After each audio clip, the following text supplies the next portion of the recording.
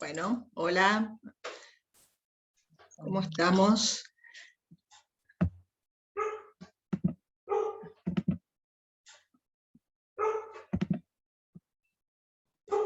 Bien, entonces, bueno, vuelvo a compartir la pantalla. Me voy al video, al Power. ¿Lo ven? Está cargando.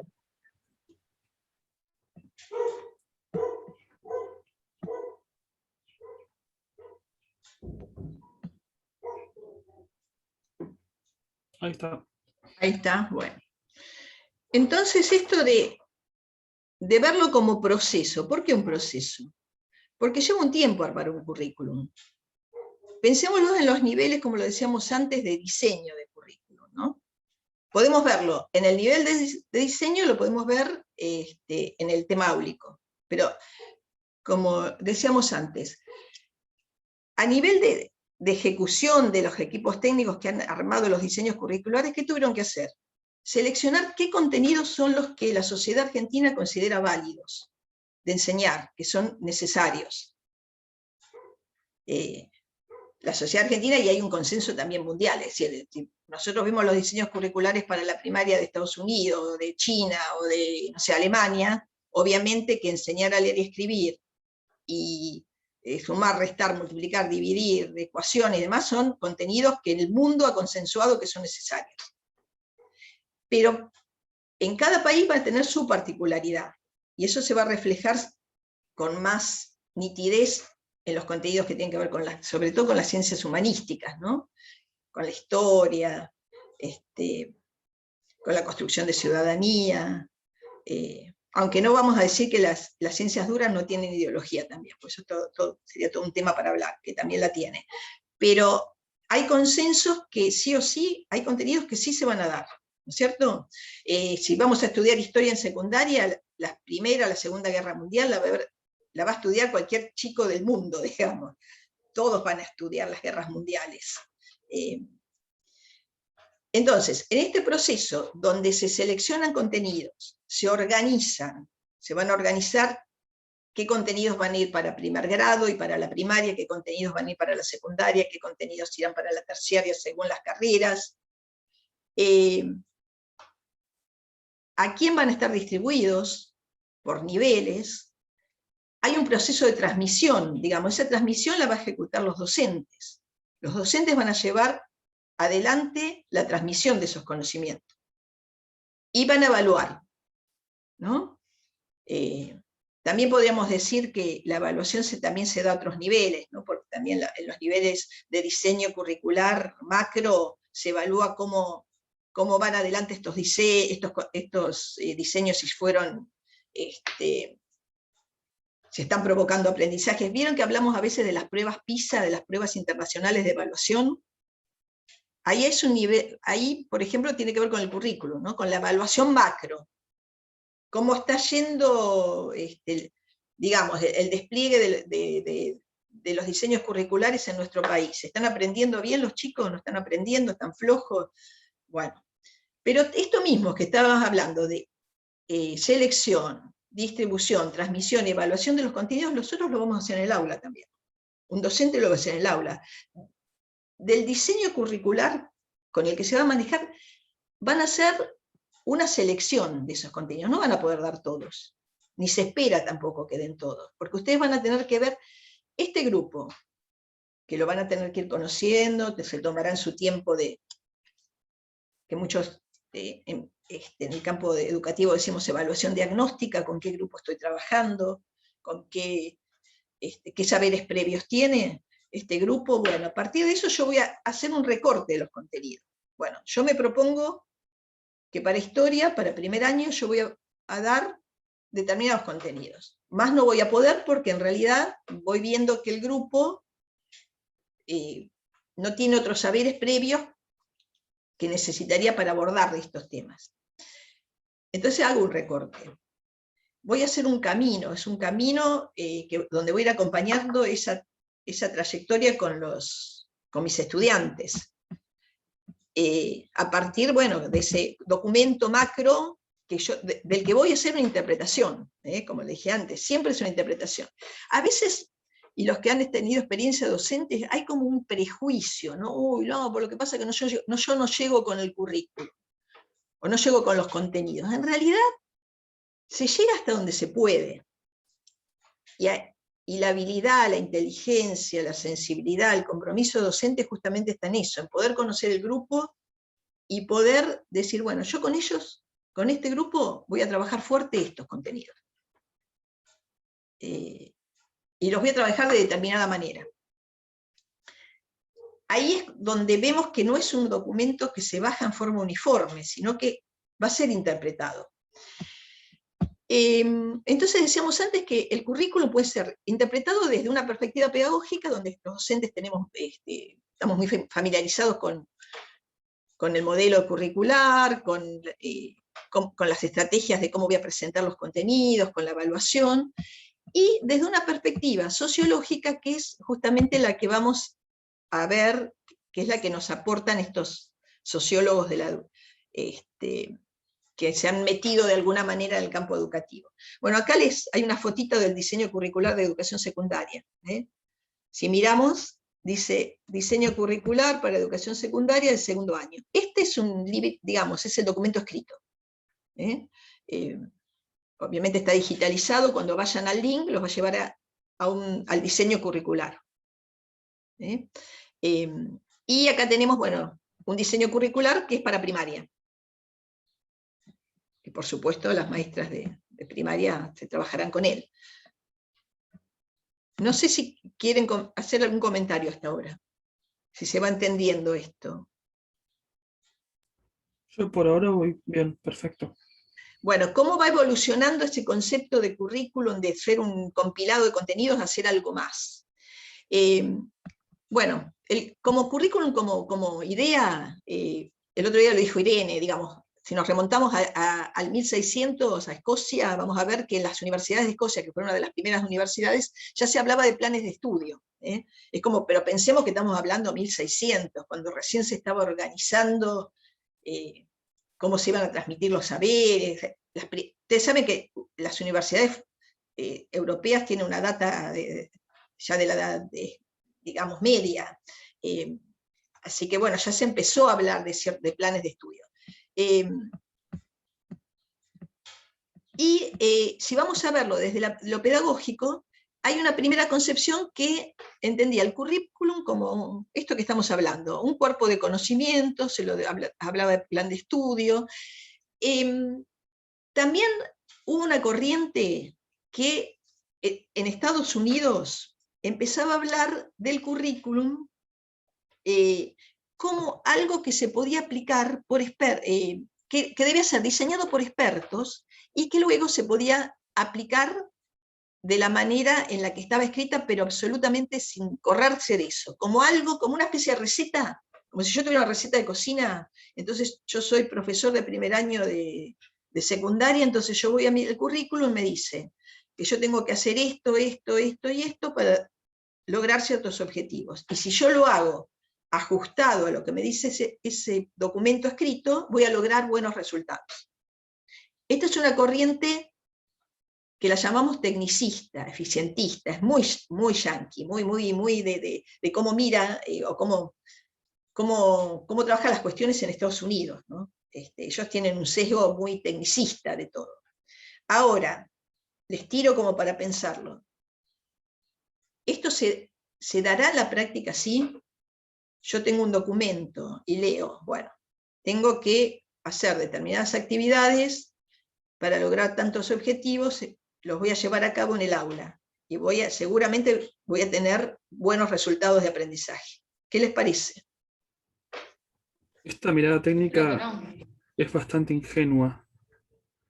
Es ¿Por decir, qué? va en contra de la naturaleza del hombre, que no es un ser mecánico. Es decir, a un adolescente se le puede enseñar a responder a ciertas tareas de forma mecánica, pero al fin y al cabo es una persona que se está descubriendo y que está creando un criterio propio. Es decir, tender a aplicar el mismo contenido a todos los alumnos de manera igual, es ir en contra de una naturaleza que cambia constantemente.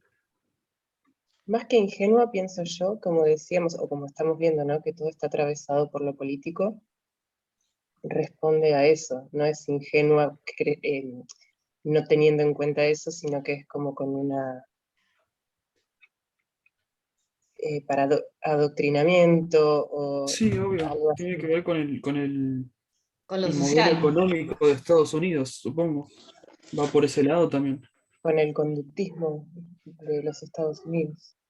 Tal cual. Además, bueno, es un modelo que está muy arraigado a formar para la empresa, ¿no? Esta cosa como lineal, ¿no? Yo no voy a, no entra las cuestiones individuales ni las problemáticas sociales, es el mismo currículum para una escuela rural que para una escuela del centro. Estas cuestiones se ven así. Esta pedagogía que algunos llaman tecnicista, es una pedagogía que trabaja por objetivos, especie de fast food, ¿no? Que hago lo mismo con todos, y el que avanza, avanza, y el que se queda en el camino, se queda en el camino.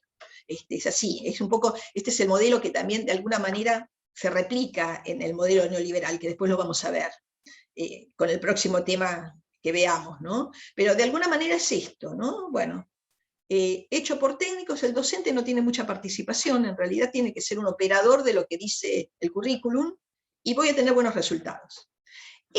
Este modelo fue usado en nuestro país también, sobre todo en esta tercera modalidad, representado por Taba, que fue una pedagoga, que estos modelos muchas veces se importan a los países latinoamericanos o al resto del mundo, y son tomados como una Biblia y se intentan implementar. Yo recuerdo estar en escuela y que en algún momento bajaron estos currículum muy estructurados por objetivos. Ahora, lo maravilloso lo maravilloso y lo triste a la vez, es que los docentes decían todo que sí, pero después hacían lo que ellos les resultaba en el aula, digamos. De alguna manera, había resistencias, que son las que después va a hablar Chirú, ¿no? Estos modelos tecnicistas se bajaron a nuestro país, se bajaron a nuestras aulas, pero los docentes no son tontos. Dan cuenta que esto no era así, no funcionaba como una receta de cocina. Que si yo aplico estas técnicas, voy a obtener resultados. ¿Por qué? ¿Qué me encuentro? Porque estoy en primer año y lo tengo a Juancito, y Juancito no tiene comprensión lectora. Le faltan instrumentos conceptuales de vocabulario para entender la palabra revolución, por decir algo. Entonces, ¿yo qué tengo que hacer? Tengo que trabajar contenidos previos y trabajarlos de una forma más sencilla, con ejemplos concretos, con fotos, con otros recursos. Entonces no funciona así. Entonces los docentes siempre fueron de alguna manera rebeldes a estas propuestas tan desenganchadas de la realidad. Bueno, esta es una primera concepción, que se tenía el currículum muy atada a un modelo, ¿no? Que yo sigo el modelo y la cuestión es así. ¿Qué pasa? Aparecen críticas a este concepto modélico de currículum, que es justamente lo que estaban diciendo ustedes. No funciona, hay cuestiones que no están funcionando así. El docente no tiene por qué tener un rol subordinado a un técnico, el docente es alguien pensante, el docente tiene saberes, conoce al grupo, conoce a las familias, conoce a la comunidad educativa, conoce a la escuela, y esos saberes no valen. Bueno, se empieza a poner en cuestión el aporte y los saberes de los docentes, ¿no? Que tienen que estar puestos en juego cuando desarrolla el currículum. Y otras críticas, como que estas fórmulas desconocen el papel, por ejemplo, de la opinión de los padres, volviendo a educación sexual integral. Puede estar todo muy lindo, yo quiero dar educación sexual, pero yo tengo que pensar en que hay comunidades que son resistentes a estas cuestiones, que voy a tener que trabajarlas, pero teniendo en cuenta lo cultural. Bueno, eso importa. No podemos trabajar como robot, digamos. Tenemos que hacer miradas inteligentes y complejas de dónde estamos parados. Bueno, estas posicionamientos son criticados a partir, sobre todo, de los años 60, como yo les decía. Ustedes que son muy jóvenes, pero ¿qué registro tienen de los 60? Por ahí, o por películas, o por cuestiones que han escuchado. Los 60 como un quiebre epocal, ¿no? Por ejemplo, los temas de género. Piensen en una mujer socializada en los 50. Y una A mí se me venían más los movimientos. ¿Cómo, Más Lucía? los movimientos. No, yo estaba pensando más en los movimientos por la paz. Sí, el Ay, movimiento hippie. espera que voy a sacar el perro que me está volviendo loco.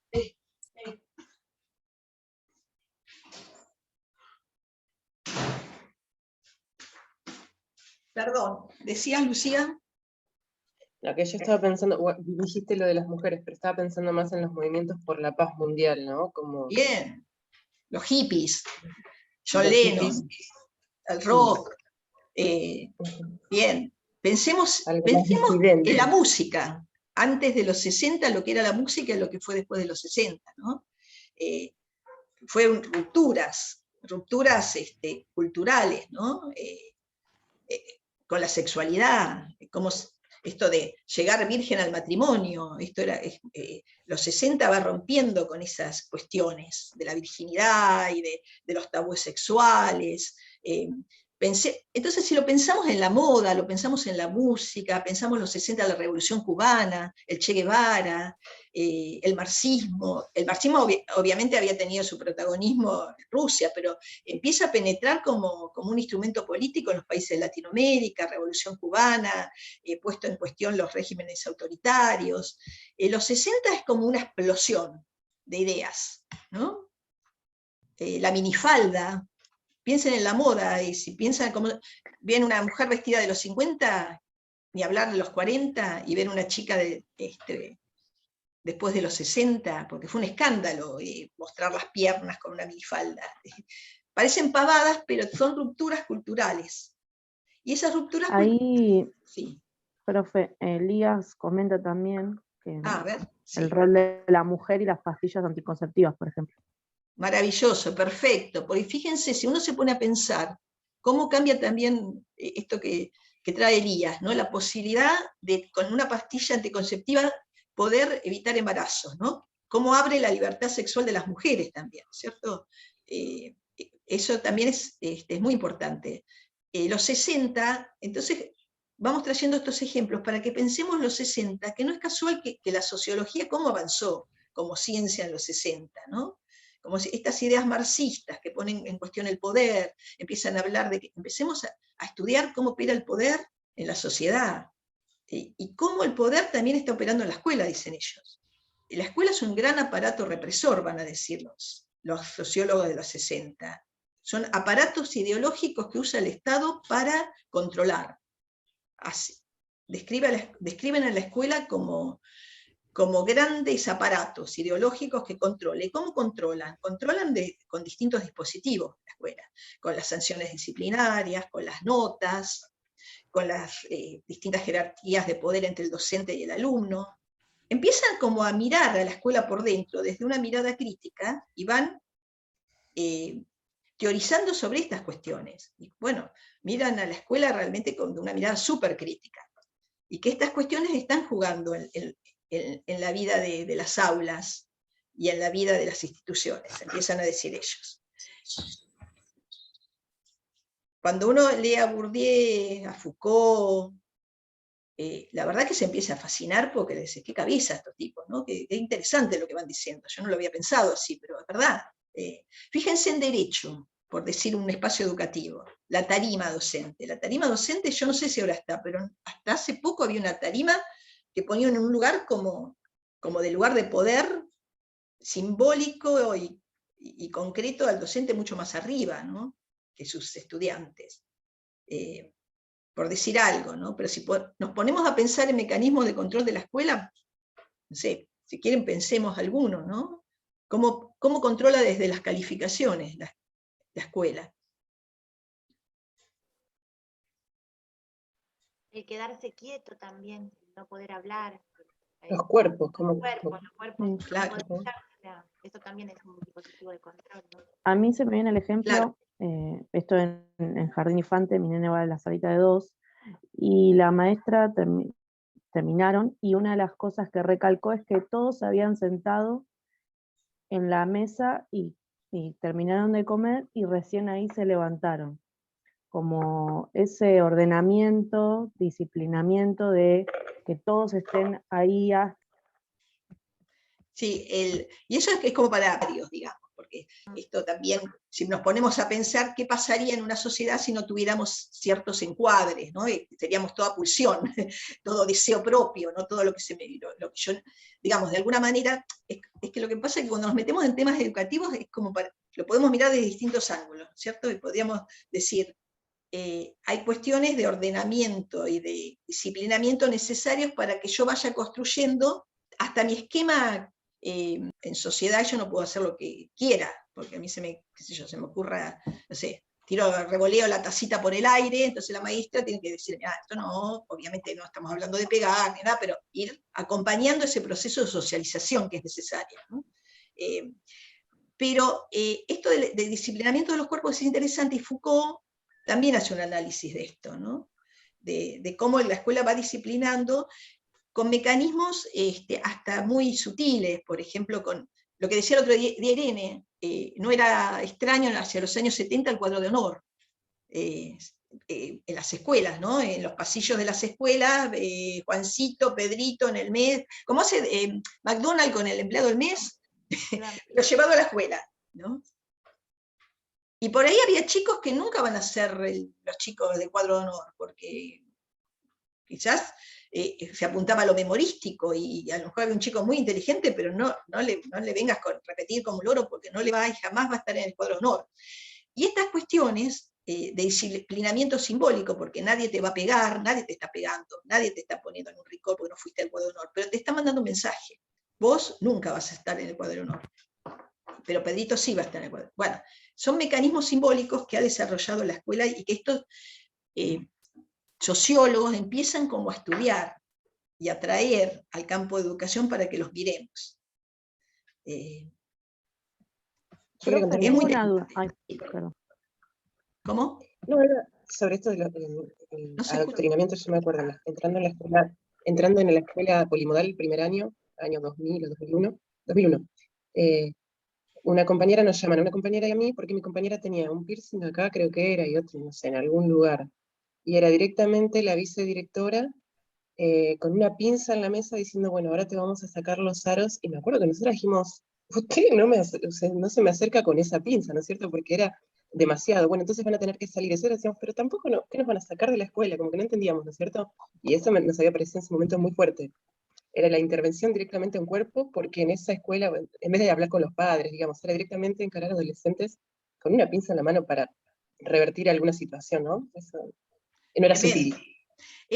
La verdad que encontramos muchísimos ejemplos, si hacemos las lecturas desde lo sociológico realmente, y que perduran prácticas de control y hasta violentas, ¿no? Porque ahí la verdad que es una violencia simbólica, hasta material. No sé si llegaría a sacarlo con un piercing, porque ya podía meterse un lindo quilombo, pero realmente podemos encontrar, ¿vieron la imagen de Rosa del Río? Esta mujer no estaba muy lejos.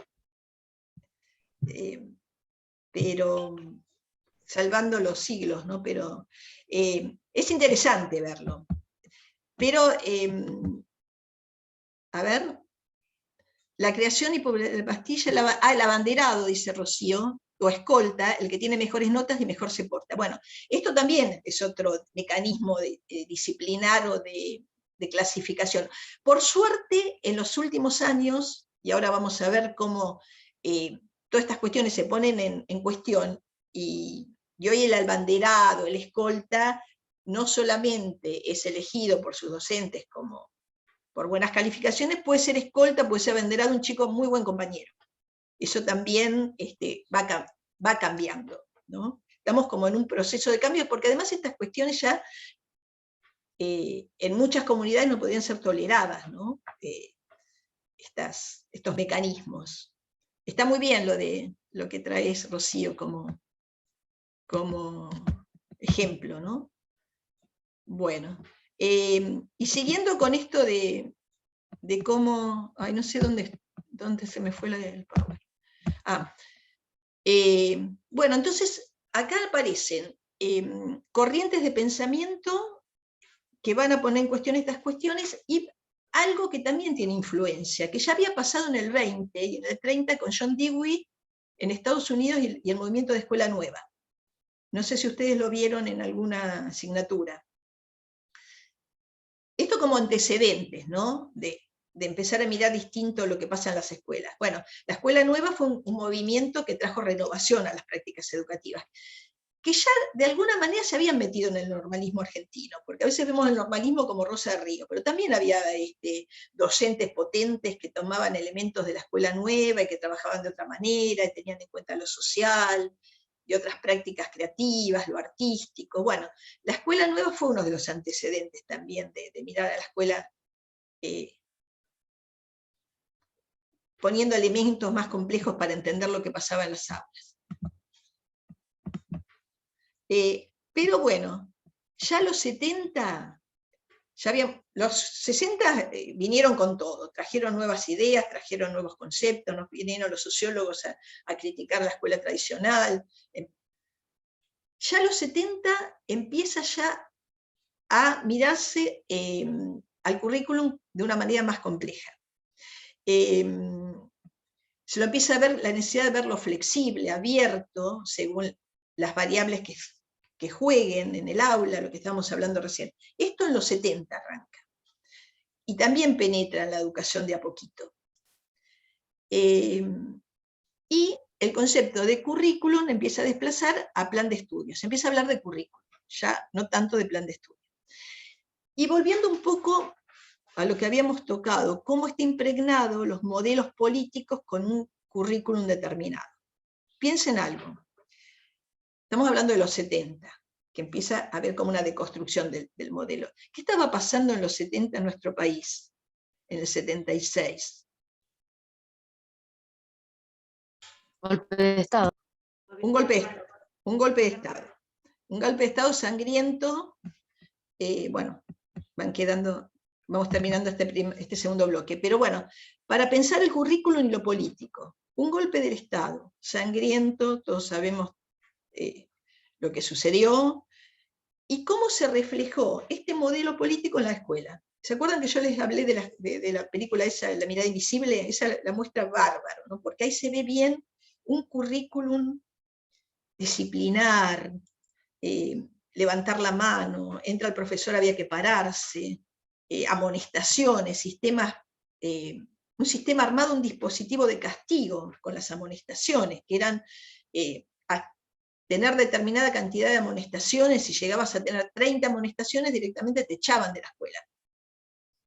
Eso está marcando un modelo curricular que responde a una gestión política, que en ese caso militar, represiva, pero se ve muy claro cómo el currículum va a reflejar el modelo político. Y acá no estamos hablando solamente de contenidos. Obviamente había contenidos que ya no se podían dar. Ustedes saben que en la época militar se prohibieron libros, hubo sanciones a profesores que tenían miradas, no se podía hablar del marxismo, no se podía hablar de Paulo Freire en la formación docente. Ahí ven cómo se va reflejando en el currículum también. Una consulta. Sí. ¿Los temas de Revolución Rusa y Revolución Cubana se borraron o de alguna forma se dieron de forma que se satanizasen las figuras revolucionarias?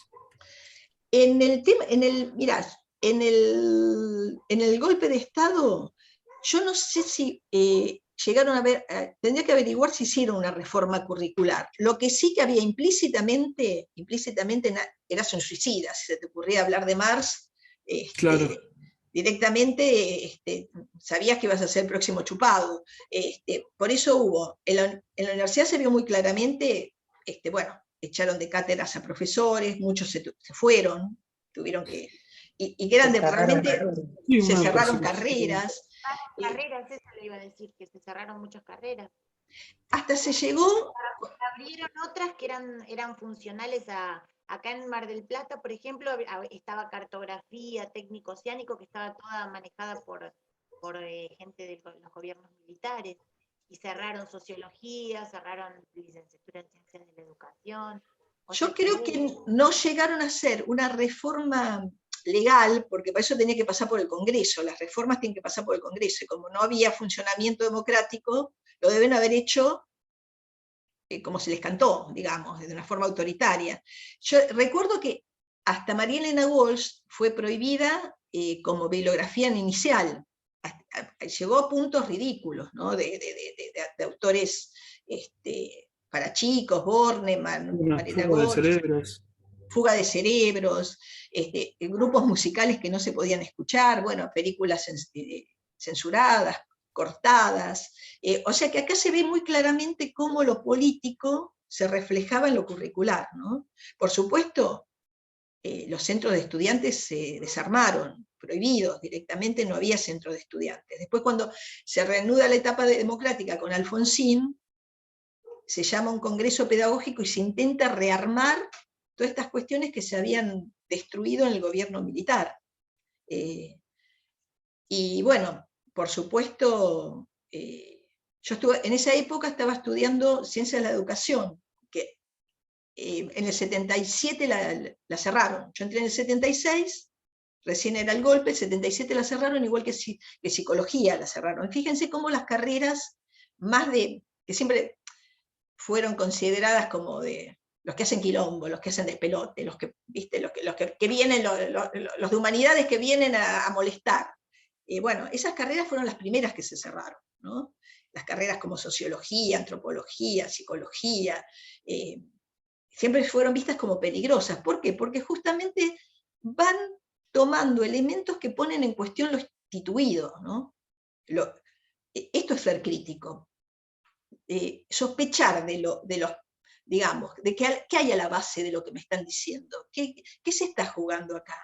Eso significa ser crítico. Entonces estas carreras, que siempre fueron carreras que fomentan el pensamiento crítico, fueron las primeras que se cerraron. Y realmente había un nivel de profesores con una capacidad, con una formación que fue una pena, porque fueron los que después se fueron. Algunos regresaron con el gobierno democrático y otros no volvieron más, y desarrollaron, bueno, su vida profesional afuera, o en Francia, o en México. Muchos teóricos, muchos profesores tuvieron que irse, y otros desaparecieron. Pero es muy claro cómo, digamos, este tipo de gobiernos nunca aceptaría un currículum complejo, con miradas que pongan en cuestión o que tomen lo contextual, que tomen los atravesamientos de las comunidades, que no se puede dar lo mismo en una comunidad de pueblos originarios que yo dé en Ciudad de Buenos Aires. O sea, son monolíticos, toman modelos tecnicistas. Bueno, en la época de los militares tomaron un modelo tecnicista, de objetivos que había que seguir, que nadie piense, y que el docente no piense tampoco, que ejecute lo que pensó otro por el docente. Eso es muy claro en ese tipo de gobiernos, como en lo curricular se ve. Y bueno, entonces vamos a tener dos miradas para simplificar, una modélica del currículum y otra mirada más compleja que la ve como proceso y que toma los elementos de la sociología para mirarla en forma compleja. Les adelanto que cuando estudiemos la ley nacional toma este modelo complejo en su desarrollo. Cuando uno ve los fundamentos y digamos, las orientaciones que se van dando, es, bueno, mirar lo contextual, prácticas situadas, contextualizadas, teniendo en cuenta las diversidades. Son dos modelos de mirar el currículum. Bueno, a ver, ¿quieren que hablemos un poquito más de esto? Bourdieu.